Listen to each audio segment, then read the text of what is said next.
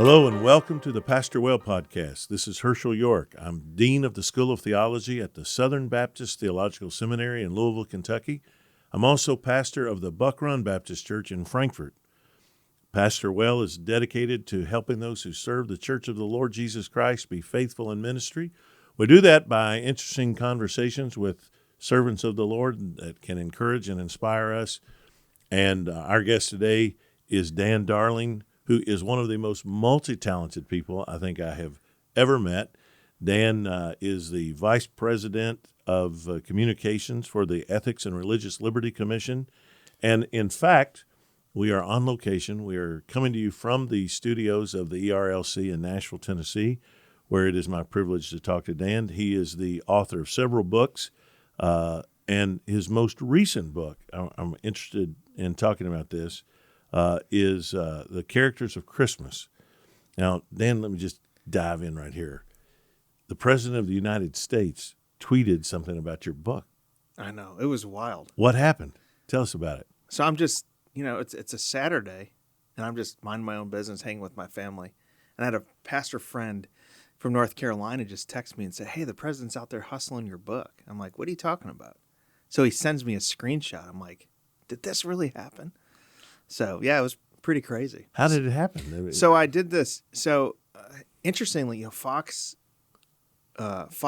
contacted the publisher and wanted to do a special on Fox Nation about the book for Christmas, which is their streaming platform. So they flew me out to New York, and we filmed in St. Patrick's Cathedral. And then they ran it, and they ran an article on it. And the host, Ainsley Earhart, had tweeted about the special, and Trump retweeted it. So it's pretty wild. Did interest in the book spike? It did. And what was even better was all my friends texting me, Yeah. and people out of the woodwork, hey, did you see this? So it was fun. Yeah, that is great. Tell us about the book. So, I've always loved Christmas. I just love this time of year. I don't know about you, but I'm singing Christmas music like in November. I don't know how you feel about that. But yeah. I just love this time of year. Depends on the Christmas music, I guess. Yeah, and I've always loved the narratives in Scripture, the characters of Scripture. The Bible is so rich with these characters, and the Christmas story has these characters that we've made famous in the last 2,000 years, right? They adorn our Christmas cards, and they're around our nativity sets. Our kids dress up as them in our Christmas pageants. But, in the first century, these were just ordinary people that were chosen by God to be part of the Christmas story. So I wanted to explore really in depth each of these characters. Well, who are your favorite characters? Man, that's hard. It's hard to pick a favorite one. Other than the obvious. But, right, obviously Jesus, right? Yeah. But I'm partial to Joseph, I think. Because here's a man who, even today is pretty obscure. I think there's one or two songs written about him. But he was just a faithful, righteous, ordinary carpenter who always did the next right thing. Right. Whatever the right thing was in front of him, even if it was hard and difficult, he did the next right thing, even at tremendous cost. You just think about how his whole life was upended by this, right? Yeah. Young man, or maybe middle-aged, we don't know, about to get married, probably has all these, whatever the dreams were for young men in the first century, all that's done away with. And he's willing to say yes to this very difficult task of being a father to a child that's not his own, a father to the Son of God. So I think he's a great, but I mean, I love all the characters, so it's hard to pick one. Yeah. Pick one. The Luke and Matthew text are so, first of all, they're unique. Yeah. But so perfectly complementary. Yes. To give us a full orbed view of what happened. Do you like one better than the other, the Luke versus Matthew? I don't know. I go back and forth. Matthew is making the case, I think, that Christ is king, right? Mm-hmm. He does that from the opening list of names, that this Jesus of Nazareth that all of you likely knew about, that was crucified by the Romans, he's the rightful son of David. He belongs on the throne, which is a real bold statement to make. And even in the list of names, he includes women and 4 women that kind of had checkered pasts. That's right. But I love the way he contrasts kings. So you have Jesus as the king, yet Herod is this kind of king, and then you have these 3 men, not kings, but there's a contrast. The 3 kings from the east, if you will, leave all their power and privilege aside and worship Jesus. Herod is threatened by Jesus and commits violence, and then Jesus, of course, the king who will reign forever. So Matthew is really rich, but so is Luke, because Luke has a lot of detail. Like, we only know, for instance, that there was no room in the inn because Luke put that there, and I don't think he did that just incidentally. I think he put that there on purpose. Well, I agree. I don't think there's any superfluous scripture. I think it's all there very purposefully. So I know this sounds really weird, but Herod is one of my favorite historical figures to study, and I've been to basically all the Herodian sites. I've never been to Machaerus, his palace, where John the Baptist ultimately was beheaded. But I've been to all of his other palaces, and I've read everything I can read on Herod. It's one of the truly most fascinating characters in history because you can explain why he's a great soldier, and he was. He, if all you know of Herod is from Matthew or the New Testament, you're just going to have the one view, and he's a murderous, megalomaniacal, crazy man. But he's one of the most architectural, astute builders in history. What he did to the landscape is still there. Yeah, the way he pioneered water management, the aqueducts. If you go in the Judean wilderness today to St. George's Monastery, you can see snaking through the Judean hills the aqueduct that Herod built to bring water to Jericho 2,000 years ago. It's still in use. It's just stunning what he did. And you read when you read about his life, the absolute terror that he lived in of being supplanted, killed his own wife, his own sons. Augustus famously says of him, "I'd rather be Herod's pig than his son." And you can imagine when Herod has done everything he can to maintain his own position, and then these guys show up on his door they ask the question that would be the most troubling question you could ask Herod: where is he who's born king of the Jews? Right. Because Herod's not born king. Right. Herod, and he knows that. Yeah, he politically maneuvers to become king. Yeah. Jesus is born king, and Matthew showing that is really astounding to me. Yeah, and I think it also shows us a little bit about power too, because everyone in Jerusalem, Herod thought he was the real power in Jerusalem, and everyone in Jerusalem was fearful of him. Yeah. But the real power was that baby that fled to Egypt with his family. What Herod doesn't understand is that he's just one in a long line of antichrists who have risen up against God throughout the ages. Really a fulfillment of the prophecy in Genesis 3 that the offspring of the woman and the offspring of the serpent will violently clash through the ages, but that a child will be born of a woman who will crush the head of the serpent. And really, we only know Herod today. We do from some of his architectural stuff, but most of the world only knows him because of the story of Jesus, right? Yeah. So, I mean, isn't that an interesting thing there? Herod, interesting. He's by birth, he's an Idumean. Yeah. He's a descendant of Esau. Right. He's illegitimate. Not of Jacob. Yeah. And so you've got the Jacob and Esau motif going on there as well. Yeah. Well, fascinating stuff. But having said that about Matthew, I'm partial to Luke. Yeah. Well, I'm listening to your Luke series that you're preaching through. And I do love the Luke narrative for a few reasons. I love talking about Zechariah and Elizabeth. That's such a rich story because here, God had not spoken for 400 years, no prophets, no angels. And then Gabriel shows up in the temple and, Zechariah, who's a righteous man, is like, how's this going to happen? And Yeah. I How love can I know Gabriel's this? response is Gabriel's like, dude, I'm here. I only show up. I am Gabriel who stand in the Right. presence of the Lord. Right. It's like, Yeah. what more of a sign do you need? And Gabriel, the That's last like time we Gideon. heard from Gabriel is in Daniel. Daniel. So that's significant. And I also think it tells us, too, that God visits his people in their distress. Zechariah and Elizabeth could not have children. They'd prayed the prayer, but they didn't really believe it. They were cynical. Everybody in Israel was cynical. They had to see that Roman flag flying high. They believed the promises, but they didn't really believe them. You know what I'm saying? Well, absolutely. I think it's the story of my life. Yeah. I ostensibly believe these things, and yet often when faced with struggles, I have doubt and question, how, will God really come through? I'm not much better than the Israelites in the wilderness. Yeah. I do think God making Zechariah mute, which would be tough for a prophet or for a priest, Yeah. we view it as a punishment, but I actually think it was a gift. Sometimes God quiets us so we can hear him and watch him work.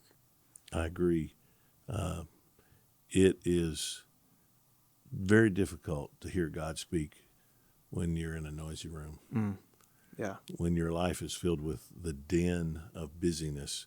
And you're exactly right. Zechariah has 9 months at least to just simply listen, Yeah.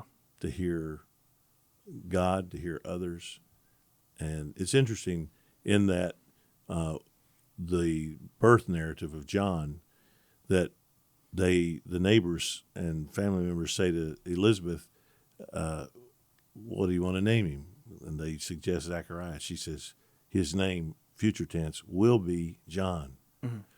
When they go to Zechariah, they make signs to him. I wonder if they're making signs to him just because that's the way you treat people with any kind of a disability, like you think they can't hear too, or if he was also hard of hearing. I don't know.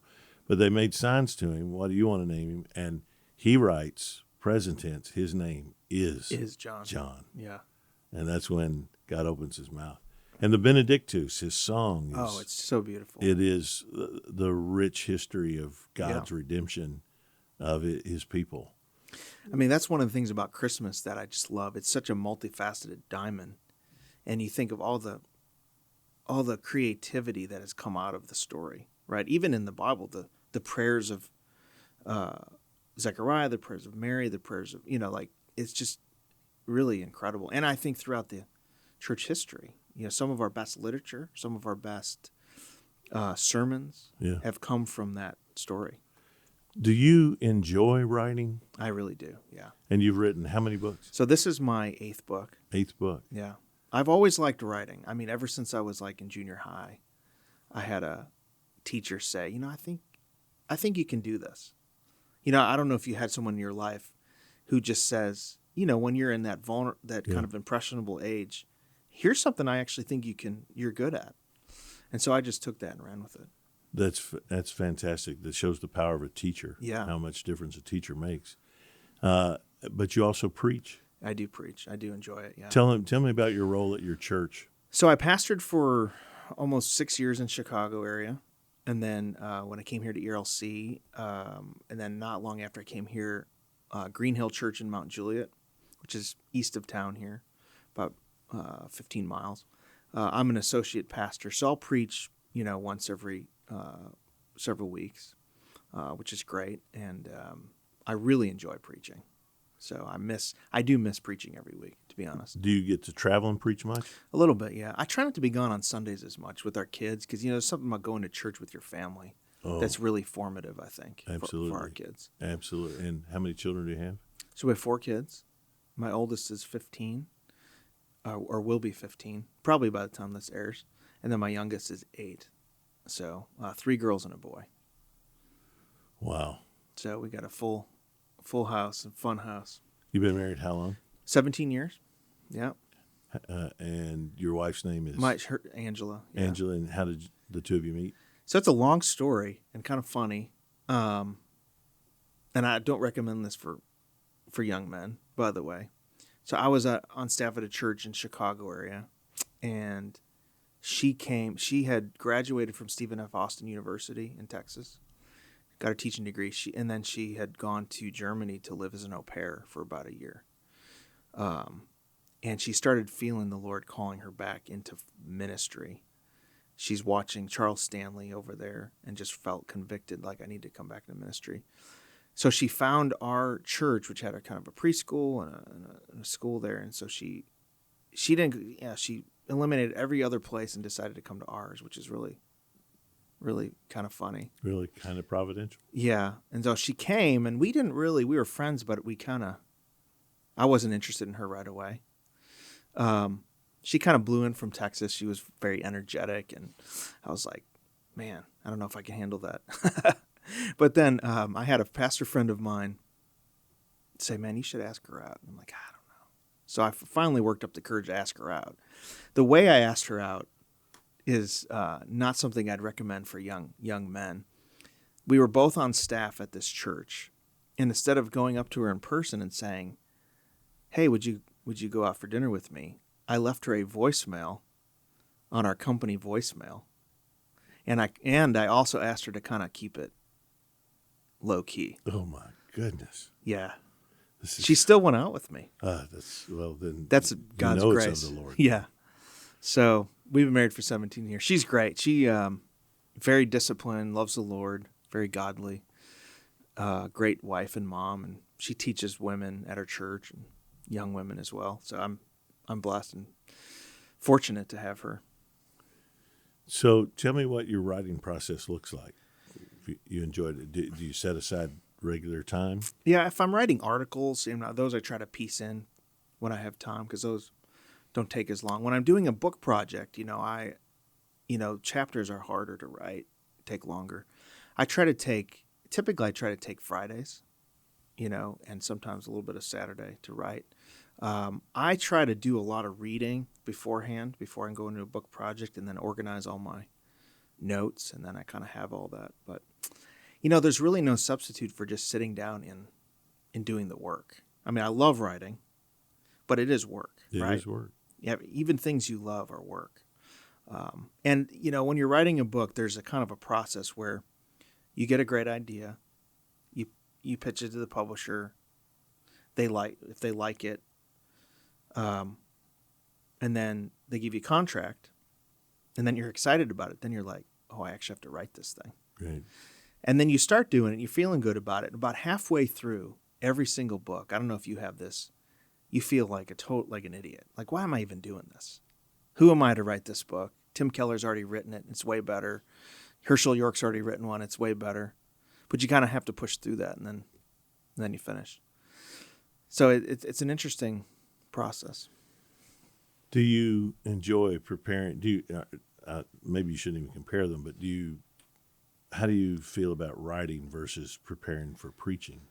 I think they're similar, which is why I think I'm a little bit more efficient. So, when I'm preparing a sermon, it's not as tight as a chapter, right? Because no one talks like we write. That's right.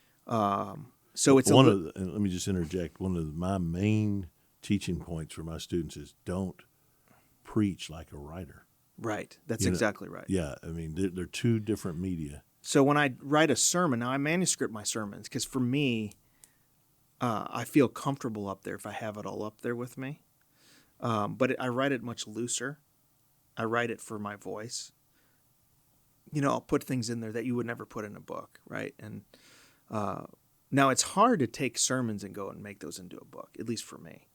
I feel like I always have to kind of rewrite it. I might have some of the research and content there, but you just kind of have to. That's right. You're going to write it differently than you say it. Yeah.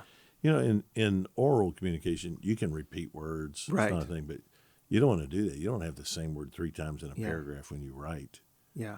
And unless there's some specific reason to do it. Right. It's a very different medium. I do think being a writer has helped me in one sense, though, that when I'm up there, I'm kind of self-editing. You have a manuscript, but then as you're going, you're like, oh, I've said that too many times, or I'm not going to say this, or this looked good on the page, but when you're up there, it doesn't communicate. So tell me what writers you like to read and what preachers you like to listen to. And that's tough. I mean, I love Tim Keller's work. I've read most of his stuff. C.S. Lewis, Philip Yancey is a great writer. Philip Yancey's a great writer. He's a wordsmith. I like Max Lucado. I mean, I think a lot of guys will look at Max and say he's writing fluff. He's a great writer. And I think some of the time with people like Max, it's not that he's writing fluff. It's that he's such a good writer that communicates that it seems that way. So he's just a good wordsmith. Yes. I like reading a lot of sports writing. I love history. So, I mean, my leisure time is reading presidential biographies or American history or church history. So that's the kind of things I like to read. And then, obviously, theology and all that. Preachers? Yeah, that you listen to. I mean, growing up, the first preachers that really got my attention, so I grew up in Chicago, so I listened to Moody radio. Mm-hmm. So I heard Adrian Rogers. Chuck Swindoll. Chuck Swindoll will do these character profiles. Absolutely. Of Joseph and David that we would pass around the tapes. And I was like, wow, this is like, you can preach like this. This is amazing. As I've gotten older, I think my favorite exegete might be D.A. Carson. Mm-hmm. I mean, I love listening to his sermons. I studied with him for a year. I like your sermons. I like listening to you as you're going through Luke. I like Tony Merida. He's a great preacher. Oh, yeah, absolutely. Charlie Dates, Alistair Begg. There's a number of preachers. Very similar taste then, because those are the guys that I like to listen to as well. Yeah, and there's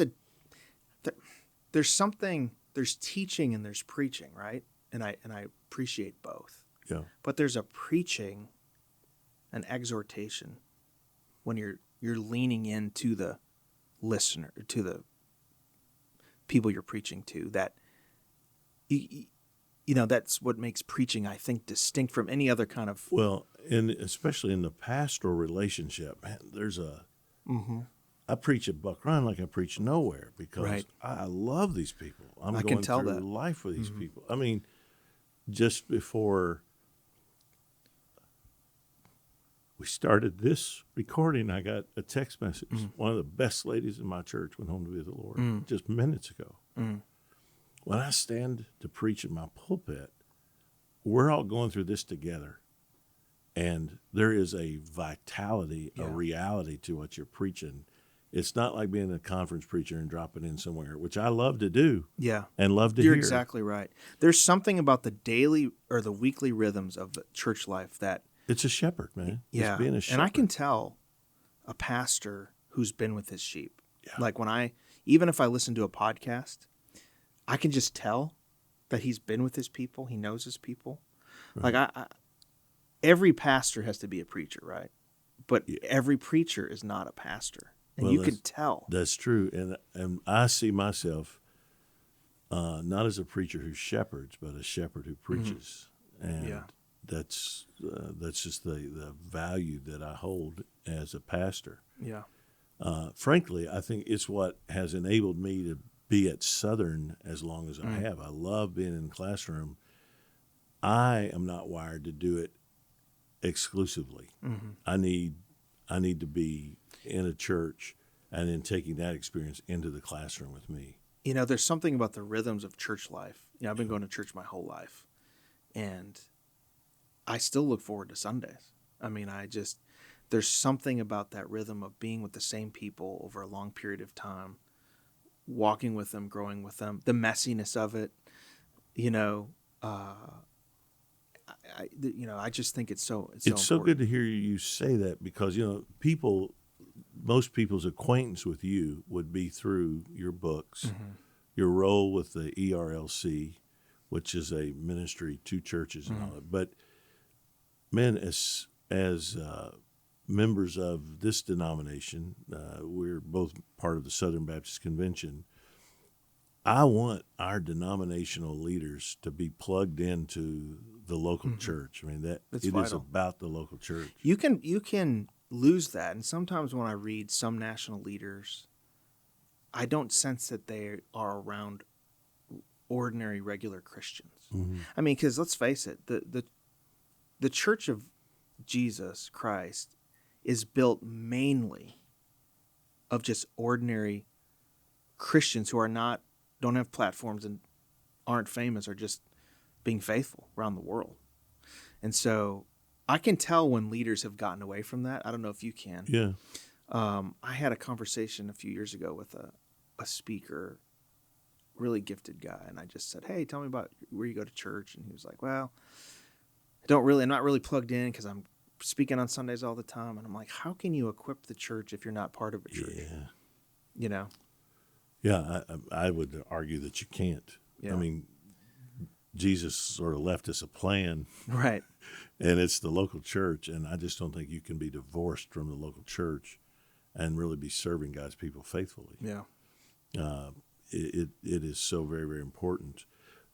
So what do you do with the ERLC, the Ethics and Religious Liberty Commission? So I'm vice president of communications. So I manage our communication team, all of our content, and all of our everything that we do there. And I kind of serve on the executive cabinet, where we're kind of making decisions about the organization and in our future. And really, for people that don't know what the ERLC does, we really say that our mission is twofold. First, we represent, or we speak on behalf of Southern Baptists in the public square. So we have an office in Washington, D.C. We're regularly interacting with the administration and with Congress and in the courts, and trying to represent Baptists on religious liberty and sanctity of human life, international religious freedom, a variety of issues that the SBC has asked us to speak to. But then we also speak to Southern Baptists. We try to equip pastors and church leaders how to, think through cultural issues with the gospel. How do we apply the gospel to all these cultural issues in a very, confused culture that we live in? What do you think are the big issues that Christians need to be thinking about over the next 10 years? What are the things we need to be aware of? I think, first of all, at the top of the list, obviously, is the gender confusion, sexual revolution. Increasingly, even our Christian kids are having questions about these things.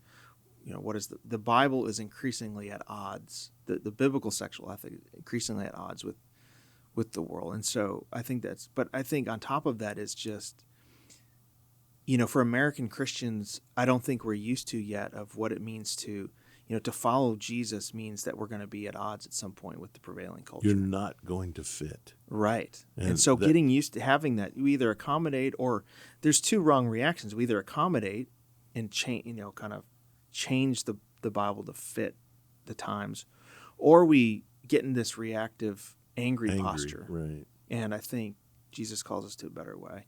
I also think the tech issues are going to be interesting. Technology is both good and bad. There's I think it's going to displace a lot of people. You think artificial intelligence is going to be an issue that the church is going to have to face and address? I think so. I think there's a lot of promise, right? Especially in like medical field and other places where it's helping people live more flourishing lives. But I think there's some perils too.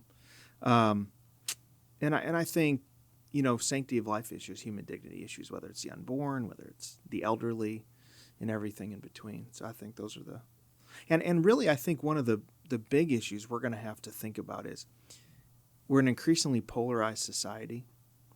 And how do we live in and among people that we disagree with? Yeah. There's so much pressure to just be fighting all the time to make our politics, our religion, and just, how do we live in communities with people who radically disagree with us? I think that's going to be an issue. The narrative of hate gets stuck on us a lot. Yeah. And I think the only way to answer that is to open our homes and our lives and love people so well that no one can say honestly that we hate them. Right. Because we are so open to them and care about them so much. And that just has to be the way that we address the world, and without backing down at all on what we believe. Right. Well, I like to end my discussions with what I call the twinkling of an eye around. Just ask some Yes. quick questions and get your answers to it. But you feel free to take as long as you want. But let me just have at it, all right? All right. All right. What book should all preachers read? Man, that's a tough one. Man, I want to say the preaching books, John Stott, Between Two Worlds. Yeah, that's just so It's important. just a classic. Also, Spiritual Leadership by J. Oswald Sanders. I don't read a ton of leadership books. I think a lot of them are pretty much the same. Yeah. But that one is one that holds up in terms of what does spiritual leadership look like. I agree. Do you have a sugar stick sermon, like one that you parachute in at any moment you could preach? It depends, I preached lately. It's been one I've been preaching from Genesis, where Jacob is wanting to go home, make his final. He wants, like, when he dies, them to take him home, his bones home.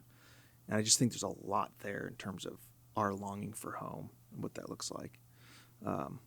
But it kind of changes. I don't know about you if your favorite one changes, Yeah, it does. But it's fun this many years later. Like I had, when I was in seminary, I traveled all over Mississippi, Tennessee, Arkansas, preaching. And actually, so I'm in my late 20s, there are a couple of sermons I preached then that still hold up. Yeah. I can still preach them today, and There's another sermon I very like to do gratifying. from the first line of the Lord's Prayer about our Father who art in heaven, and just what it means that we get to pray to God as our Father, that He's in heaven, the seat of authority. I think there's a lot there. Yeah, it's So. fun. To what extent does your wife critique your preaching? We have good conversations. She doesn't critique it that much, but we'll have, if I say something out of line, she'll definitely say, you may want to rethink that. She does it in a really good way, and I like that. She is what I like about Angela is that she supports me and really supports my ministry, but also brings me down to earth in a way that's healthy. You know what I mean? Yeah, because your wife sees all your flaws. Yeah. And, about 2-3 months ago, I subtweeted somebody, which nobody would know what I was saying unless you were. They knew And the she's like, background. she was on me for like 3 days, and I was defending it. I'm like, no, I was just trying. She's like, what were you thinking when you did that? You were thinking of somebody. Was that the right wisest thing? So she finally broke me down. I was like, yeah, probably a mistake. As Charlie Date said, it's amazing how often our wife's voice sounds like the Holy Spirit. Yes. And the older I've gotten, I've just learned to stop, to listen and be like, oh, she keeps saying this. She's right. She's probably right. As much as I don't want to admit it. Do you have a favorite store? Favorite store? Like a hardware store, or you'd like do Sam's, Costco? Is there? She does most of the grocery shopping. I love bookstores. You like bookstores? Whether it's Barnes and Noble, but I like used bookstores. There's a great used bookstore here in Nashville called McKay's, which is great. You can actually take books and they'll buy your old books and then you can get credit. And they have an amazing selection. So I could be in a bookstore for hours, Check it out. Even though I have way too many books. Yeah, I've got to check that out. Favorite vacation spot? Man, we like the beach, wherever that is. So we've gone to Florida. We've gone to South Carolina. We like to travel. We've been to Israel several times. I love Israel. Not for vacation necessarily, more of a tour. Yeah, it's I like Europe. I like to go more there. But any place you've never been that if you could go, here's where I'd go. Yeah, I believe it or not, I've never been to London, and I've always wanted to go there and do all the history. And yeah, I hear you guys talk about going there, and it's stunning. Getting FOMO when I hear y'all talk about it. Yeah, it's just one of the best places to go. The history is just absolutely amazing. And favorite car? You have a dream car? Probably. A dream car would be like a probably a Porsche would be cool, but That's more of a pipe dream. Maybe in the New Jerusalem, I'll Yeah, have a Porsche. you know, maybe that'd be one of the many things he'll make you ruler over. Exactly. I'll take it. Well, Dan, I appreciate your ministry immensely. It is a joy to me to consider you a friend, and I thank God for you and the way He's using you. I pray many blessings upon you as you continue to serve the Lord. And so thanks for being with me today on Pastor Well. I appreciate it. Well, very thanks for much. having me, and I appreciate you and your preaching ministry and really Southern, the way Southern has shaped me in so many ways. Well, hey, I've got to get that in, by the way. You're a graduate. I'm a grad. I'm a Southern grad. And a proud Southern grad. I came back as an adult, 4 kids and everything, and studied, and it was just such a blessing. And what did Southern Seminary do for you? Well, Southern, what I love about Southern is that just the faculty is just amazing. And, I grew up in the church, and you think you know the Bible. I've studied the Bible, but being able to study in a concentrated way. And one of the things seminary does, it does teach you theology and give you the basic parameters that you need. But it also teaches you how to learn for the rest of your life. And so your reading comprehension, who to read. It also teaches you to wrestle with some of those things in a really responsible way, to think well. And so I Southern really helped open my mind, just the teachers and everything. We're proud you're a graduate, man. I'll tell you. Well, thanks, Dan Darling, for being with us today on Pastor Well, and thanks to all of you who tuned in. If you've not yet subscribed, please make sure you do so on YouTube or on your favorite podcast app so you don't miss an episode. I look forward to seeing you again next time on Pastor Well.